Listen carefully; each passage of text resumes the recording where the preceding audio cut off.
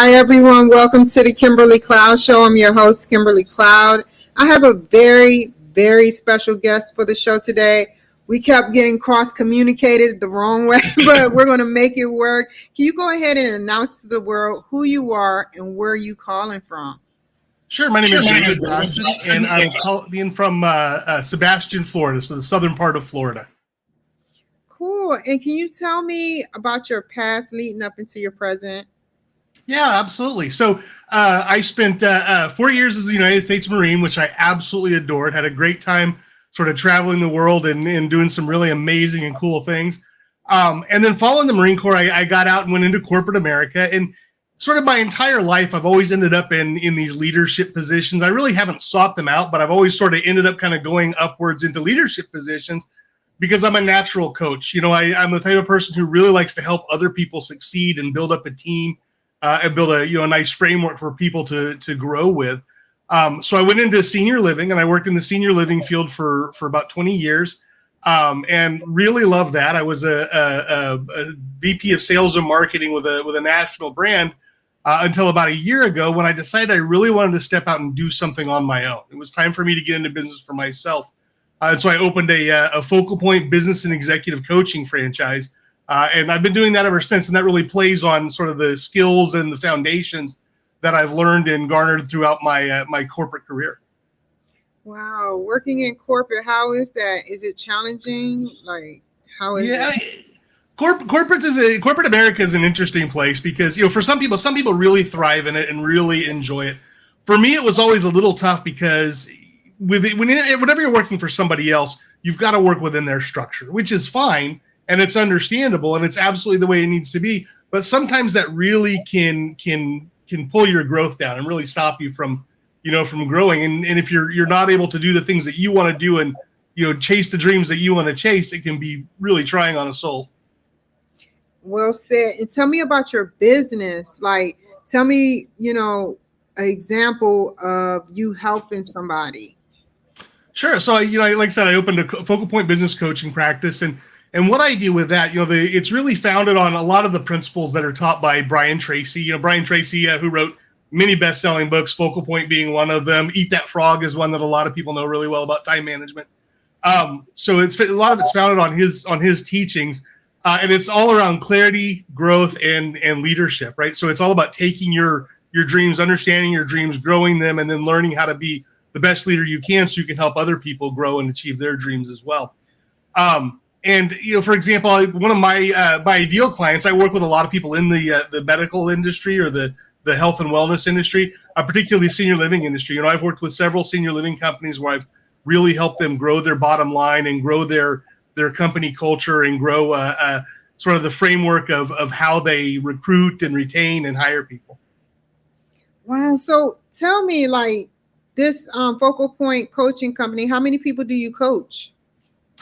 Really, it depends. Right now, I have about 4 or 5 clients that I work with on a regular basis. Sort of goes in and out. I've got a lot of different programs that I can do. I can do DISC behavioral assessments, which is a really big piece of helping team members learn how to communicate with one another and how they behave and how they're going to react to different things. It really helps to kind of grow a team. I do seminars called. I'm licensed to do a seminar called Navigational Conversations, which helps people come together and helps the leaders really work with their teams from a coaching perspective rather than a management perspective, which is really helpful in getting the most out of the people on your team. Define what coaching is and how you are in the corporate world with it, Sure. Yeah. And there's a lot of misconception, really, I think, about what coaching is. A lot of people think that a coach is someone who is going to come in and give you the answers and do the work for you. And that really isn't it. That's more of a consultant than a coach. The purpose of a coach is to come in and help you get in touch with your inner genius, right? Is to come in, like, I don't have to be an expert in home building in order to work with somebody who's in the home building industry. I just know how to work with people and helping them find out how to manage their time better, how to use their resources better, how to find clarity in their dreams and their goals, and then how to help them discover where they want to be, where they want to go, and what it takes to get there, right? So it's much more, I think, rooted in, it's a very pragmatic approach, but it's rooted more in the psychology of helping somebody get from where they are to where they want to be. Because if I just do the work for somebody, they're not going to grow. My goal is to make someone grow so that when we're done with our coaching experience, they've grown and they've gone a further step, and they can continue to take additional steps after that. Wow. And I know you said how long you've been doing it, but how long have you been doing this again? So I opened my practice almost exactly a year ago, but I've been a coach all my life. This is exactly what I did in corporate America. When I was a VP of sales and marketing, I led teams and grew teams and helped people, get from where they were to where they wanted to be. I had so many of my team members that ended up getting promoted and moving on to much bigger and better jobs, as chief marketing officers and VPs of sales and marketing. So it was always wonderful to see those people grow and to know that I'd had a hand in their development. How many people have you actually spoken in front of about this coaching? Oh man, quite a few. I love doing presentations. I love standing up for people. Obviously, I've been to the Chamber of Commerce in a couple of different cities, and I love the chambers. And I love getting up in front of senior living conferences, for example, and talking about what I do and how what I do can be very effective and very beneficial to their organizations. Okay, so y'all basically had B2Bs at Chamber of Commerce and stuff? Yeah. Mm-hmm. And then I've been to a couple of BNI groups and things like that as well. I haven't joined one yet, but I've been thinking about it. What's a BNI group? I got to know. Business, I think it's Business Networkers International is what it stands for. I'm not exactly sure, but it's very much what it is. It's different business leaders from the area who get together, and basically the goal is and purpose is for them to grow together in their skills, but also to network and refer to one another. So you've been coaching for 24 years, but you started this business a year ago. So tell me, Where do you see it going for the future? I see it getting a lot bigger. I can see my client base is growing, and as it grows, I think it's going to enable me to do a lot more, and it's going to enable me to help a lot more people. I think I'll be doing a lot more group coaching in the future. So I think, some of the people that I'm individually coaching now, I think will eventually become part of a group or a mastermind that we're gonna continue to work with and grow. It's one of my favorite things. Doing masterminds, I think, is huge. I think getting like-minded individuals together who want to grow together and want to take the little nuggets of excellence from one another and help grow their own skills and their own abilities is absolutely huge. And I love taking those groups and exploring, different books that help people grow, different resources that we can find together. And it's so often in those groups that you find people that say, hey, I need that same solution. And together we can find something that works for both of us. And then we can share it with other people as well. So basically you do you do mastermind classes, not virtually, but in person. Is this virtual or in person or hybrid? Most of it's virtual. I've not done any in-person masterminds just because the people that I work with are all over the place. Yeah. And so it really helps to be able to, I got to tell you, COVID was a terrible thing, but one thing it did really nicely for us, as I'm sure you know, is it brought us all together and it gave us all a place where we can meet, whether we live in Seattle or Sebastian, Florida. We're all the way across the country, but here we are meeting in a virtual space, and we're right here together. And as much as it's nice to be in person with somebody, at least now we can communicate it sort of across the world without any kind of barriers. Wow. Have you ever thought about, even though it's virtual, like doing those type of giveaways at these stimulation classes where you say you get a free, have you ever wrote a book, by the way? I've actually got a couple that I'm working on right now. Tell me about that. Yes. Yeah. So I've got a book that I'm working on right now that there's actually two. One is about the difference between potential energy and kinetic energy. Potential energy is that stored energy that we have inside of us. All the excellence, all the things that we're going to do, all the words that we're going to say, it's all inside of us somewhere, but something's got to bring it out. And so it's all about the catalyst that takes potential energy and turns it into kinetic energy, right? So what is it that makes you stop being afraid? What is it that makes you have the courage to go forth and say, all this excellence that's inside of me, I'm going to pour it out now, right?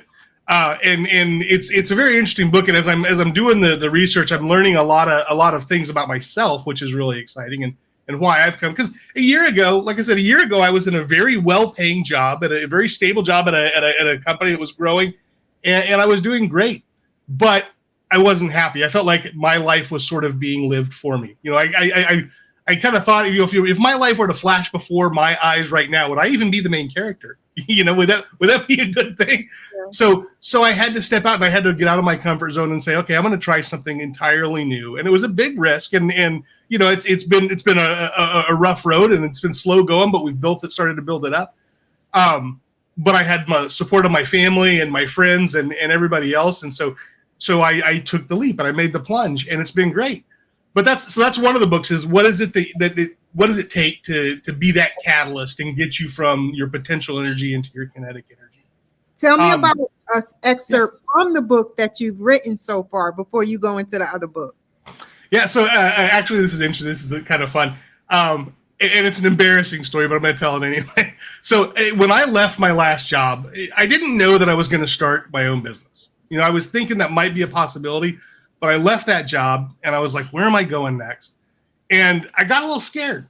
I'll be honest with you, I got a little scared. And I said, you know what? I need to go back and find another job doing what I was doing, because that's the safest route. And, where I am in life, right? That's where I need to go.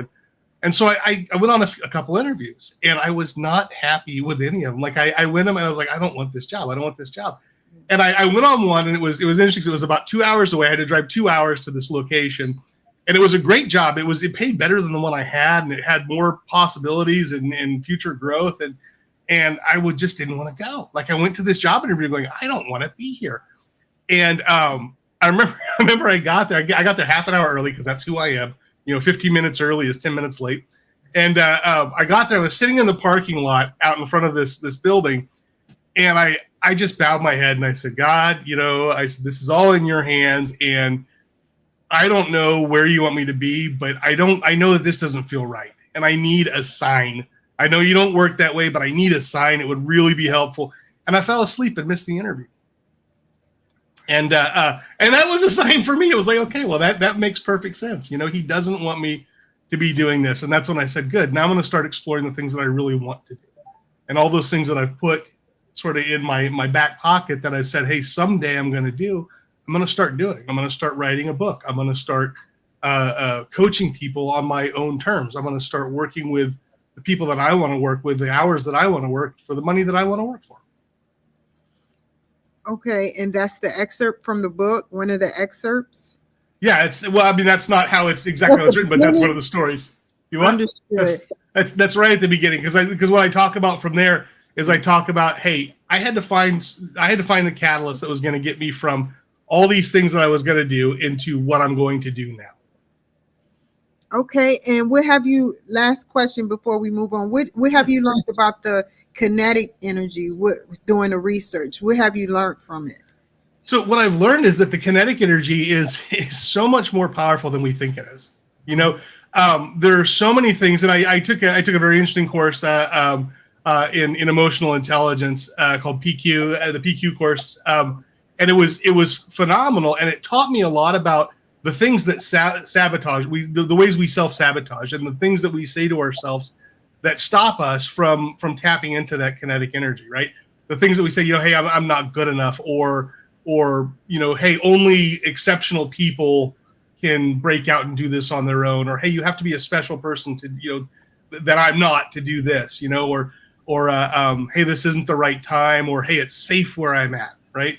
And I learned that kinetic energy is absolutely phenomenal, because when you go to the edge of your comfort zone, right? Because that's where we grow. We grow at the edge of our comfort zone. You start to experience this kinetic energy, and when you experience it, you get addicted to it. And it's a nice thing to get addicted to. It's a positive thing to get addicted to, because you start to realize that, hey, I'm having successes, and because I'm having successes, I can build on those successes, and I can have even more successes. So it's sort of a self-fulfilling prophecy, and it's one of those things that continues to push you forward once you start to taste it and once you start to achieve it. Well said. Oh my God, you deserve an A+. Yay, awesome.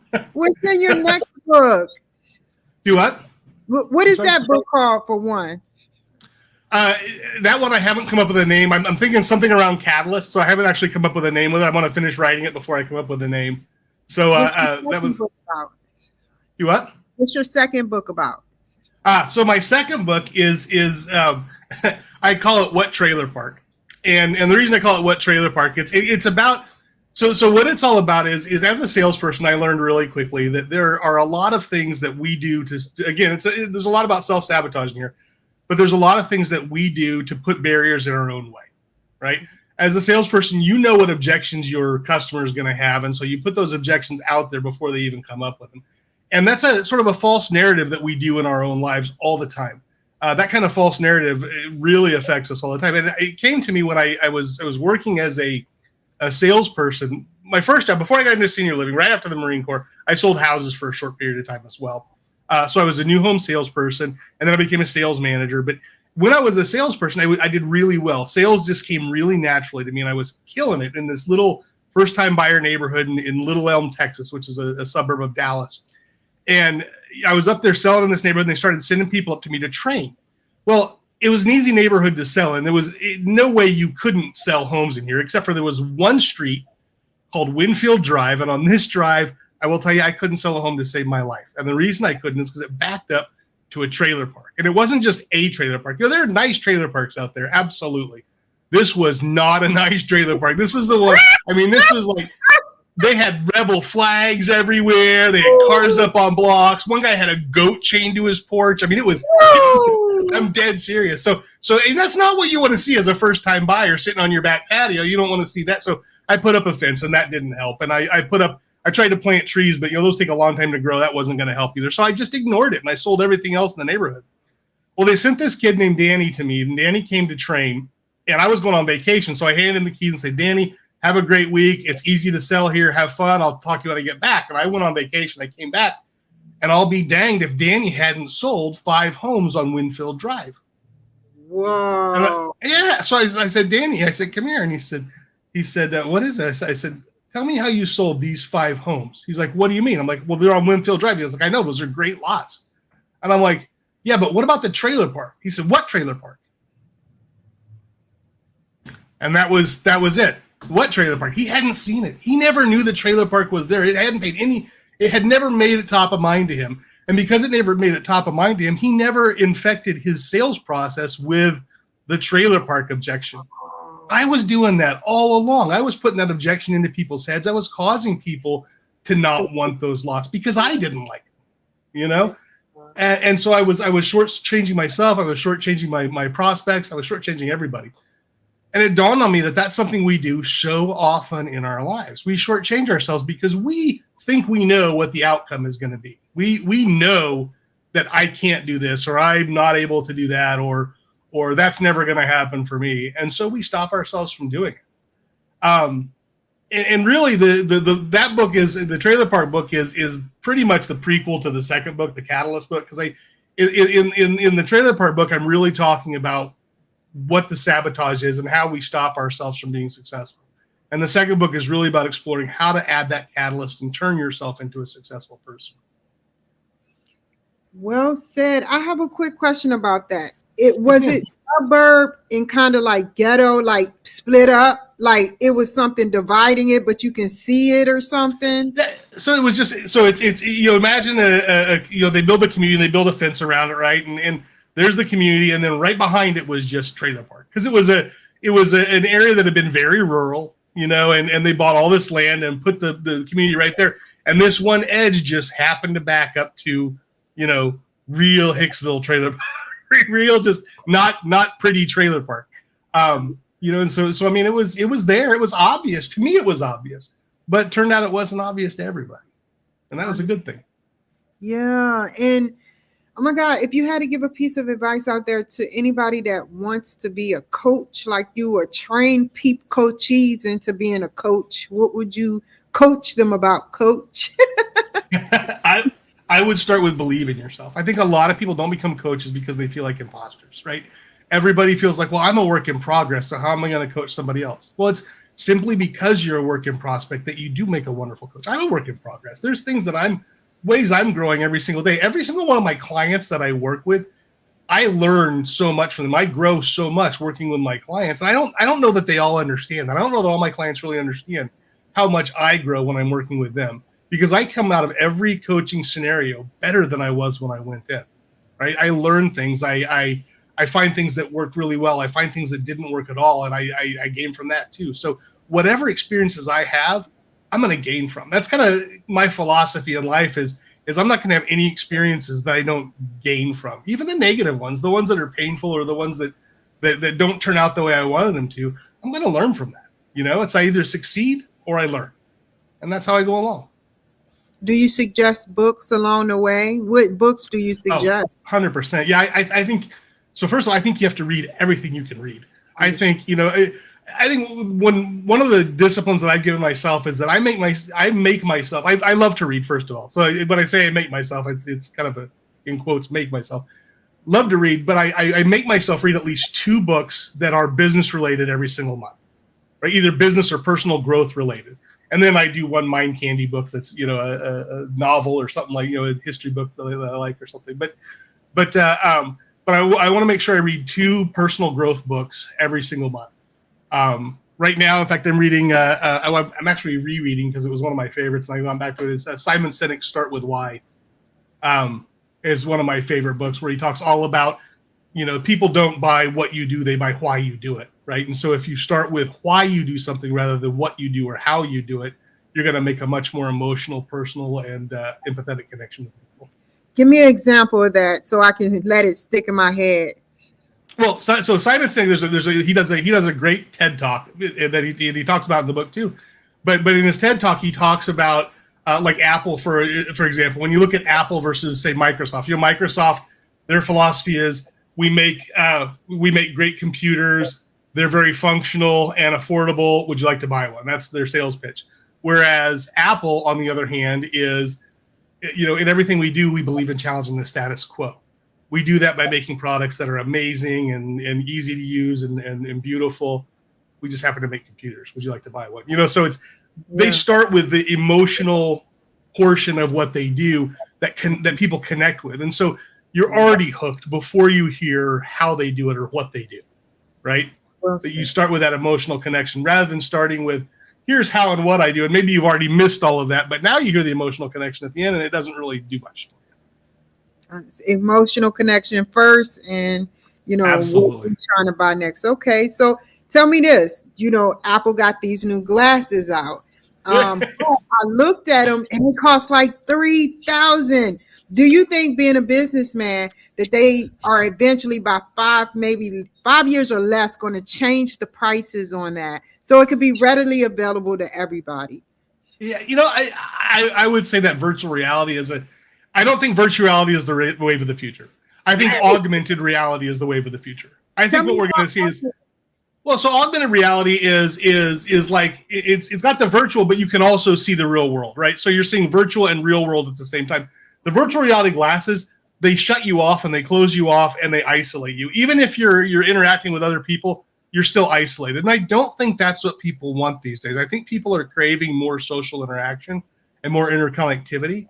And so I think putting all their eggs in the VR basket is going to be a problem for Apple. I think augmented reality is much more the way to go. You know, when it first came out, you remember Google Glass a few years ago?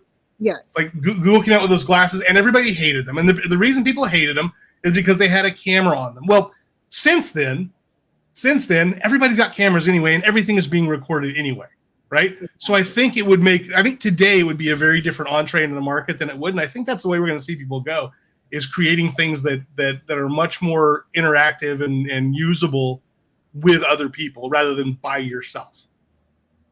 Well said. Okay, so I wanted to thank you for being on my show. Stay on the line. Thank you, everybody, for listening. It was a pleasure. Y'all take care, be safe, and I'll see y'all later.